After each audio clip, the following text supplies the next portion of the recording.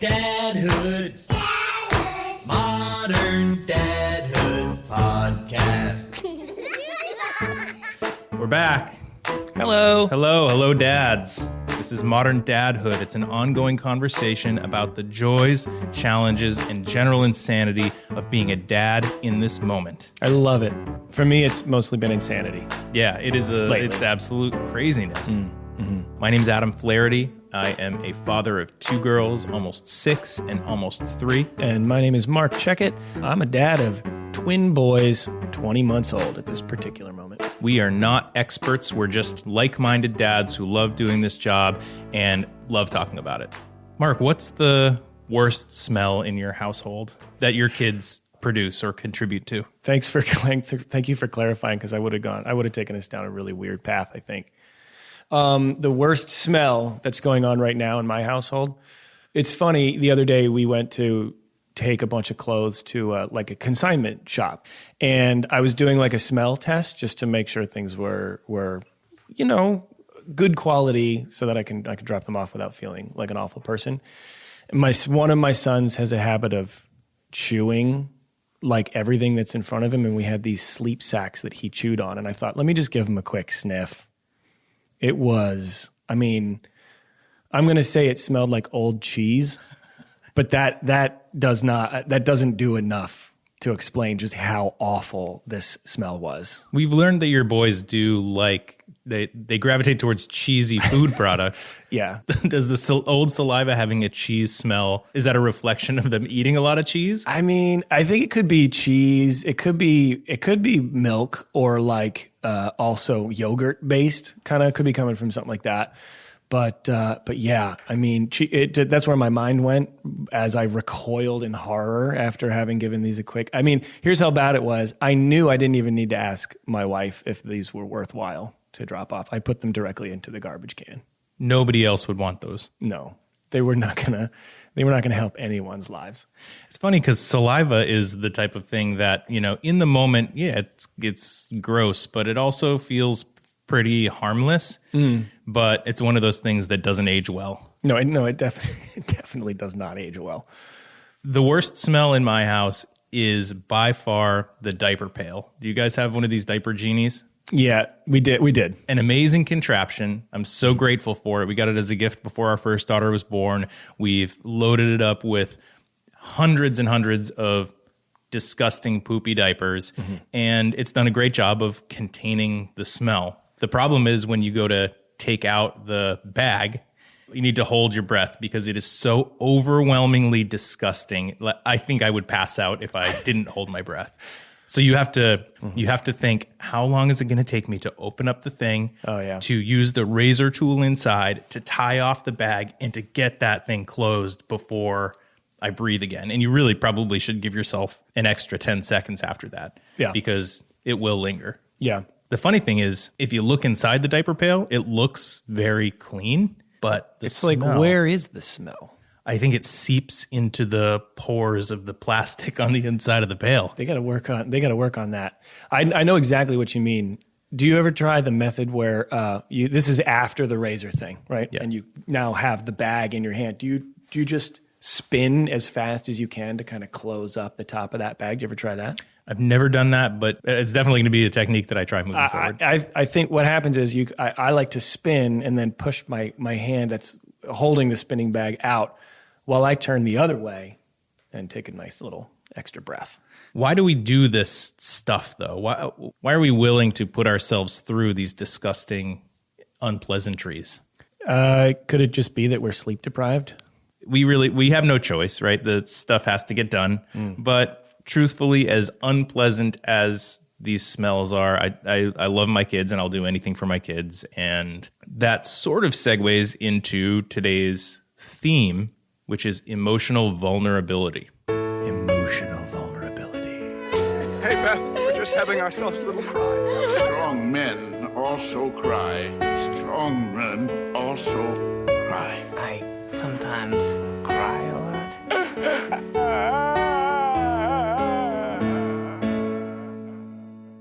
What got me thinking about and starting to plan this episode was this idea that as soon as our first daughter was born, 6 years ago, I've just felt like at any given moment, I could break down in tears. If I think about my daughters or I look at a picture or think back to when they were experiencing something for the first time, I could pretty easily be moved to tears. And that's something that has not always been the case. Are you a crier, Mark? I've been known to well up on occasion. I don't think I experience emotions that way, quite like you do. I mean, there are definitely things where, I've been, something happened and I'm all of a sudden crying and I'm like, what happened? Why am I crying right now? But I think for me, I think it actually happens a little bit more on the other side of the spectrum where I get really excited or really elated about something that is, for the most part, kind of mundane or would not have moved me in any way prior to having kids. So I think I know what you're talking about. I know where you're coming from. Are your eyes are you welling up a little bit right now? No.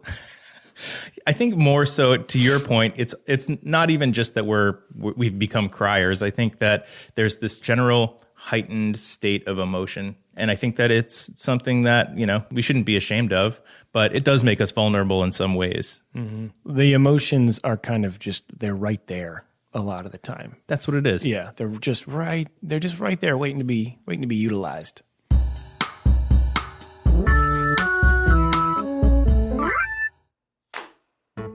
So one evening recently, I drove to a brand new restaurant called The Garrison to meet with my old friend, Christian Hayes, who is an entrepreneur, a restaurateur, a musician.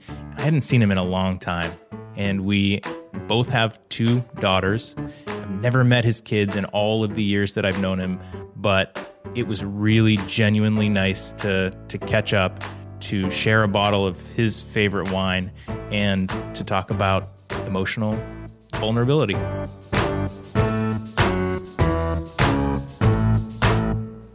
Christian. Adam. How goes it, man? Well, when was the last time we saw each other? I can't even think of it. It was definitely over 10 years, yeah? Yeah, it's been a long time. Yeah. But I still feel like we're close because I follow you on social media. I love it, man. People want to hate on that shit, but it keeps me connected, man, with people that I really care about, like you and I in our bands and stuff. We cut our teeth. It was like really formative years, when we were playing music. Mm-hmm. And you know what's really strange to me is when on social media, I love it. I love connecting with people. I love capturing moments with my kids and sharing it with people that I know and friends. But ever since we had Fiona, for the last 8 years, so many people have been like, I love how much you love being a dad, or I love how much you love your kids. I love how much you do. And I'm like that's what you're supposed Everybody to is do, supposed man. to do that. I mean, I love that people see that, and hopefully that resonates with them, or they can. But why is that an enigma? Why is that something that people I need to fucking get a badge for it, for loving my kids and taking them out and doing stuff with them and just fawning over them 24/7. Well, and it's not like you're working at it either. You just do that naturally because that's they're who you my are. kids. That's why. It's not even. It's that's what I'm supposed to do. I'm supposed to make sure they stay alive and are loved and learn and also teach me stuff. And for some reason, I guess the broader scope sees that as a rarity. Well, what is it? Is there a lot of shitheads out there having kids? I mean, that's always been the case, right? I mean, I think there's a lot of shitheads everywhere, and yes, they have kids like everybody else has kids, and unfortunately, those kids don't have that same experience that your daughters and my daughters have. But I feel like I'm seeing a trend in dads, of our generation, totally embracing it more and celebrating it more, and that's honestly the inspiration behind what the conversation we're having here and the reason that I'm doing this whole podcast at all. Totally. I think my trends in general with how I use social media are different anyway, even not specific to what I share about my kids. Yeah. But I have enjoyed following you even when we haven't been in touch, and we're sitting here in your new restaurant, The Garrison, which is absolutely beautiful. Thanks, man. Yeah, so psyched to be here. It's almost killed me. This thing is an animal, man. Yeah. It's weird. It's very much like being a parent. People tell you the cliche shit, your life is gonna change. You don't know what love is till all that stuff, and then it happens, and you're like, yeah. I didn't know shit. You don't know shit if you don't have kids. You're just right back there. Like, and it's a self-fulfilling prophecy. You're telling the other people, like, you just wait. And the same thing was like with the restaurant. Like, it's the stupidest thing you could do. It's like, But if that's your passion, you gotta do it. Yeah. And that's, so like with the catering, it's been 10 years and catering is an even more difficult animal. Just like kids, you kind of drown in the middle of that here and there too. But you wouldn't trade it for anything, But, absolutely. Yeah. Absolutely. Well, let's talk about kids stuff. But first, I want to share a little bit of context about our relationship. So we met, must have been 15 years ago. Dude, at least. I mean... And we were both singer-songwriters. Yeah. The type of guys that you'd see, like, in a coffee shop. Yeah. But your songs were, like, really melodic, really soft, gentle music. Yeah. And then over the next few years, I saw this evolution. Yeah. My whole background growing up was rock and roll. Like, I love rock and roll. Rage Against the Machine blew my fucking mind when that record came out. Pearl Jam. I remember buying my first CD at Strawberry. It's a compact disc, and it was Pearl Jam. It was probably like $20 too, right? Yeah, it was like $35 or something. And it came in a plastic thing. Yeah, it was like double the height of a handle. CD. Yeah. So I was just like rock. And I got an acoustic guitar, and, I didn't have the means to play rock and roll, but I had the means to write songs. So it took a while just for me to kind of feel myself out. And then realized I want to play rock and roll. So we both started surrounding ourselves with other musicians, kind of like in parallel. And my project changed into something else, and Sidecar Radio kind of kept growing, and you grew this really organic fan base and became louder and harder. Yeah, it was good. Yeah. That last record that we put out was the record that I had always wanted to put out with that band.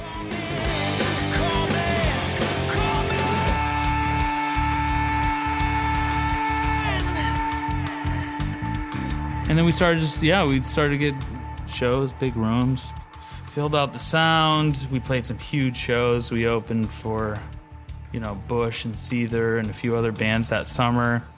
It was a dream come true, and it was amazing, and it was my identity for a long time. And then, obviously, like having Fiona, boom. Every time I wasn't home, I wanted to be home.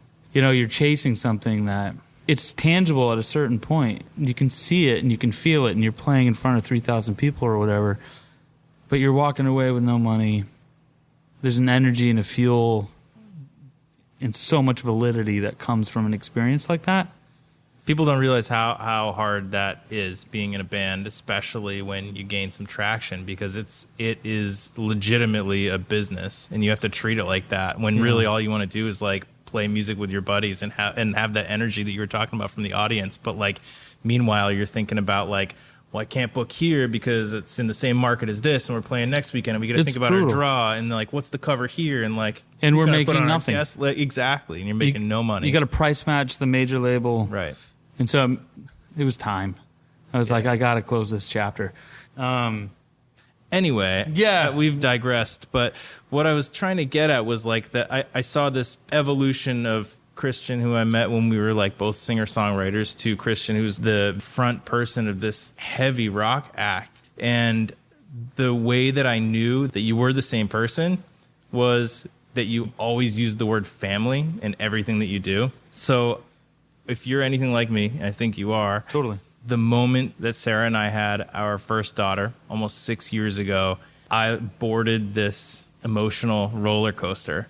Yeah. And the theme of this episode is emotional vulnerability. Yeah, man. And I'm sort of on the verge of melting down, crying. Oh, yeah. Any given moment. Oh, yeah. You just got to show me a picture of my daughter and like say something about her, and like it could be waterworks. Totally, man.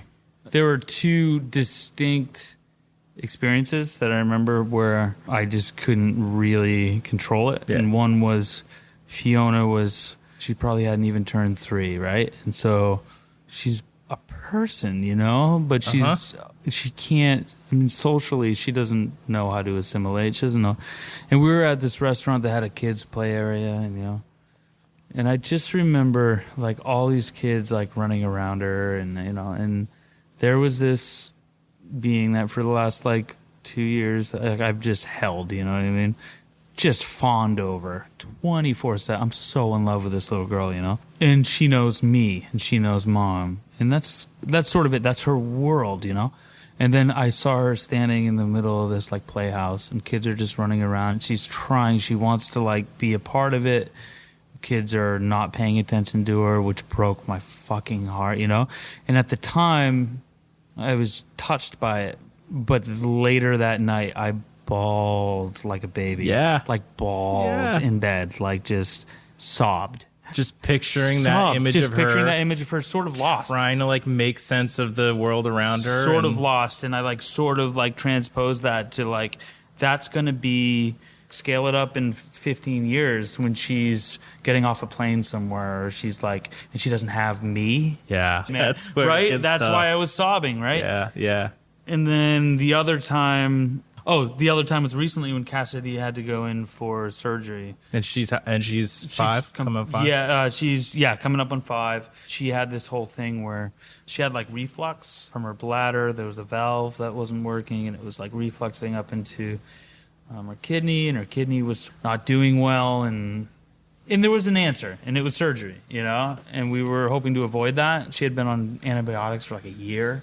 That's not a good thing. And so surgery was, all right, here's the answer. And it was classic, man. It was like this hospital bed, and then there's little Cassidy in her like gown and stuff, in her blanket. And I remember I was standing, it was like a fucking movie, man. I was just standing in the hospital hallway. The door's closed, the bed goes around the corner. I just like look at Chris, and I just start crying. I have not met your daughter, and I'm pretty much there, man. And then it's just the two of you, right? And that's it. Right. And then she's gone. Like she's gone. She's in someone else's Like, hands. I've always said like the most dangerous place on earth is between me and my daughters. Yeah. Like if you're in between me and my daughters, Oh, like, Papa Bear's dude, coming out. seriously, man, like I take that shit so serious. Oh, yes. And when there's no scale to that, when she's just gone, and knowing they were going to like cut her belly open. And then of course the whole perspective. I know people that have lost children. I know people that have been in the children's hospital for an eternity and lost their child. You know what I mean? So it didn't take long for me to stop feeling bad for myself, but Right. like, you know, appreciating the emotional aspect of the experience, but getting over it, because honestly, like, she's safe, she's fine, and we're so fucking lucky. So how do you process being that vulnerable? I guess I am not a confident person, you know, even though I take on challenges a lot, and a lot of them happen to be something that demands confidence. Like being the frontman of a band, as you know, like it honestly took me a decade to sort of even feel comfortable, like I knew what I was doing. You know what I mean? So that's incredibly vulnerable. Mm-hmm. Every time you walk out. The same thing with cooking, you know, like working, every job I've had is in the kitchen. And when you put something in front of somebody, I mean, it's really fucking vulnerable. Same thing with Chopped. Like, I did not want to go on national TV and compete on this stupid game show, you know? That was one of the most vulnerable things to it. I guess I'm like a sucker for taking on a challenge that, like, makes me really, really vulnerable. And all those things, I think, sort of maybe prepared me a little bit, because I am an emotional person, you know? It's interesting that there are so many parallels there, and that there is this common theme of vulnerability, and that you've been able to like recognize that and take that and then use it to your advantage. Yeah, dude, it's like, it's a dichotomy. It's so strange. I mean, I'm super, super vulnerable. I'm filled with self-doubt always. But I am the first person to stand up and want to take charge and get shit done. That's sort of like why I did the show. That's why I went on TV. That's why, and my kids still fucking watch that thing. Like, I remember, like, Chris sent me a video, and the kids were downstairs watching the episode on TV, and they were like waiting for the moment when I won. And I talked about it. I'm like, it was really scary. Fiona told me right before I left, because I had to fly down to New York.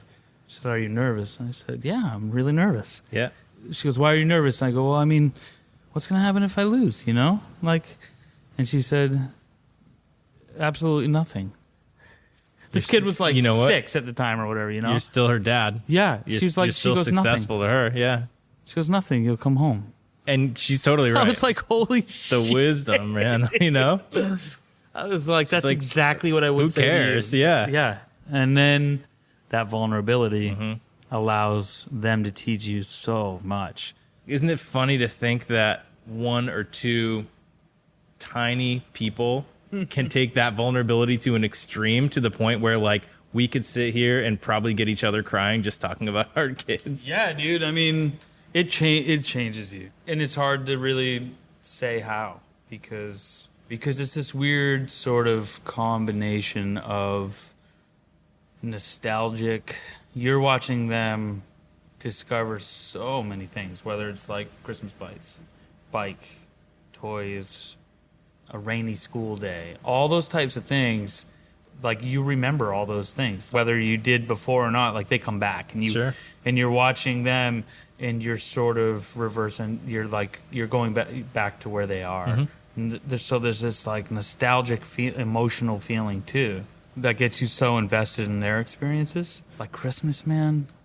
You know, when I was growing up, and my mother would say, or like relatives would say, like, Christmas is all about the kids.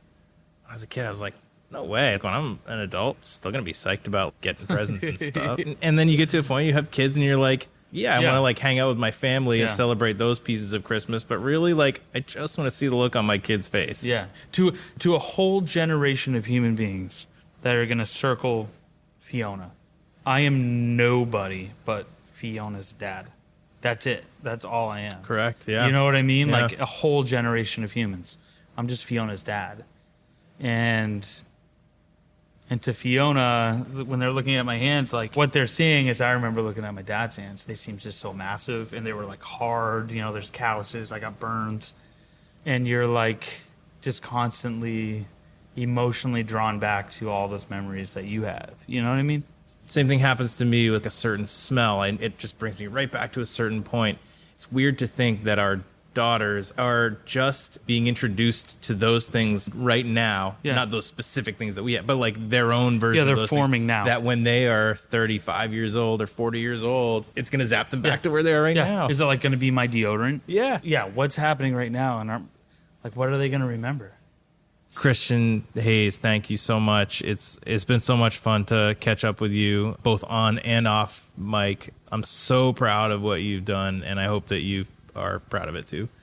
Dude, I am, and the feeling's mutual, dude. Like, you were actually one of the first people that I knew that, like, kind of like, I remember when you went out and started doing your own thing. I was like, holy shit, man, he's doing it. Faking it till you make it, dude. Honestly, and I'm stoked. I'm glad you're here. Thanks for doing Modern Dadhood. Yeah, thanks for having me, man.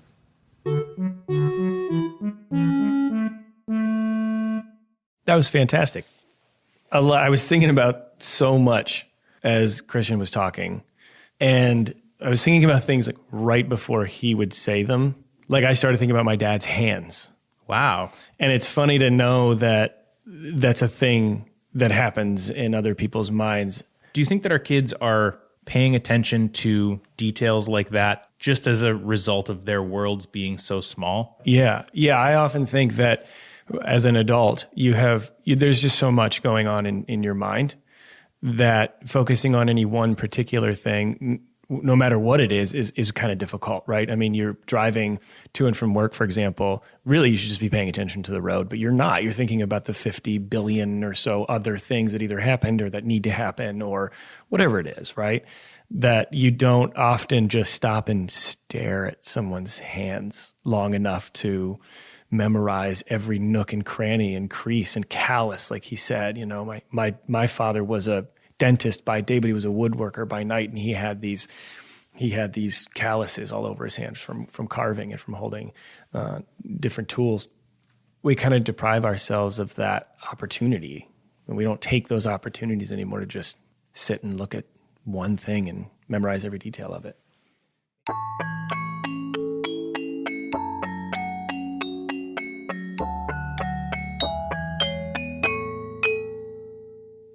I want to do a segment.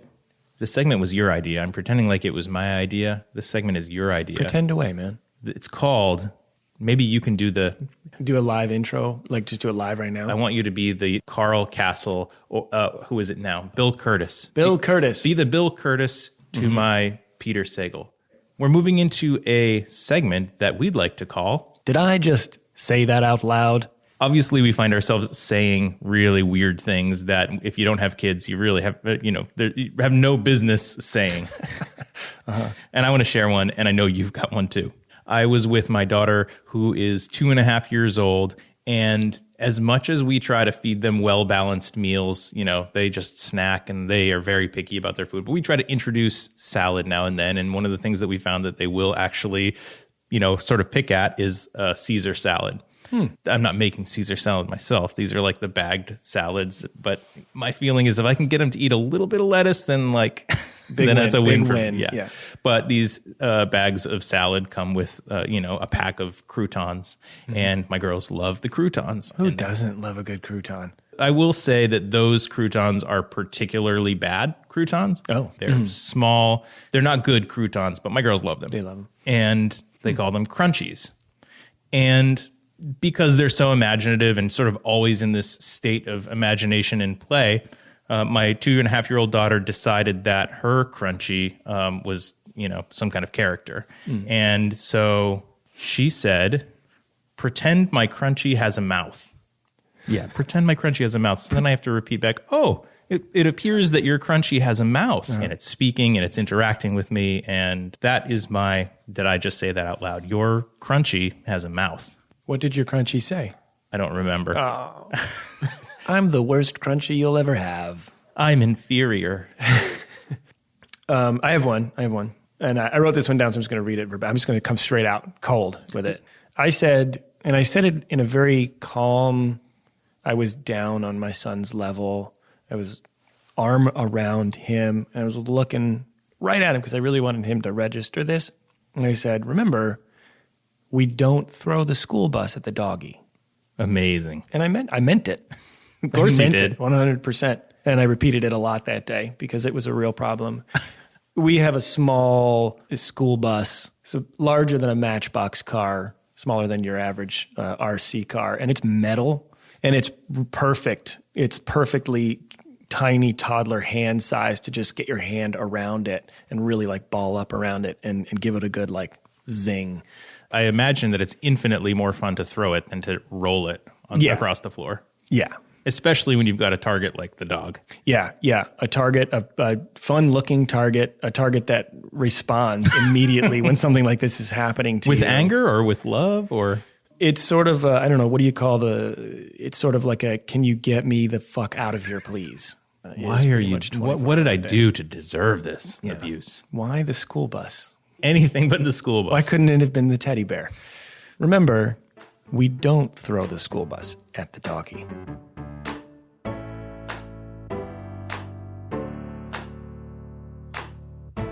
So that's going to do it for this episode of Modern Dadhood, Mark. Okay, Adam. Dads, we would invite you to find us at moderndadhood.com or wherever you listen to your podcasts. Please subscribe, download, and if you're really, really digging this program, a review on Apple Podcasts would go a long way for us. Please email us at hey, H-E-Y, as in hello or yo or greetings, at moderndadhood.com. We will do our best to respond, and we thoroughly enjoy correspondence with you. I think more so than anything, it's just sort of the word of mouth. Yeah. Yeah, talk to your friends about it. Talk to your dad friends. There's some moms listening to this. Hi, moms. I hope that they're thinking, I wish my husband was more like those guys. They're so great. Absolutely. Absolutely. Get them on. You know what? Hey, this is a special message to you moms out there. The next time your husband's in the shower, just cue up a Modern Dadhood and just set it right there next to his toothbrush for when he gets out to brush those dirty coffee teeth. He's gonna immediately get into it. He's gonna appreciate it in the long run. It's like not so subliminal messaging, but hopefully it's programming that he'll actually really enjoy. Thank you to Casper Baby Pants and to Spencer Albee for the awesome music in our program. Thank you to you, Mark, for the graphic work. You're an amazing designer. I love our artwork. You're welcome. And thank you for listening and being part of this. Adios. Oh, shit. He did it again. Goodbye.